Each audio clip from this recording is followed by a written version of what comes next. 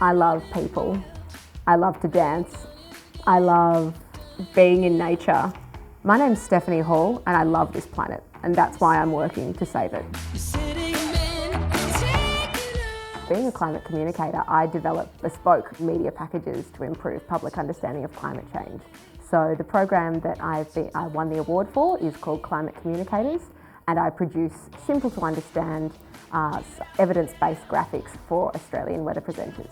This is the sort of stuff that we produce. This is Graham Creed of ABC New South Wales, looking at record-breaking spring temperatures at the end of last year. 57 locations set new record maximum temperatures, and again there's been a spread of these across most of the nation's climatic zones. We know that awareness drives concern and that concern drives action. So we see ourselves as playing a really big role in action by raising awareness. Their highest March totals in 20 years. Climate change can seem quite abstract, and given it's been spoken about in global terms, you can see why people haven't really tuned into that. So our work is really about localising it, simplifying it and bringing it into people's everyday lives. In my program, we look at trends happening in people's cities. So, how has the climate changed in Melbourne, or how has the climate changed in Brisbane? Because our research shows that when you make information meaningful and local, people have a much better chance of connecting with it. Record number of summer days, above average, 63 of them to be exact. The time to act on climate change is yesterday, really.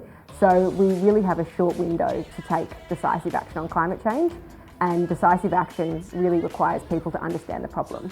So we work on a bunch of programs to help people understand why this is important and how fast we need to act on it. Working for the Monash Climate Change Communication Research Hub over the last 3 years has been amazing, and in particular growing climate communicators from an idea with promise to a nationally recognised climate communication program has been remarkable.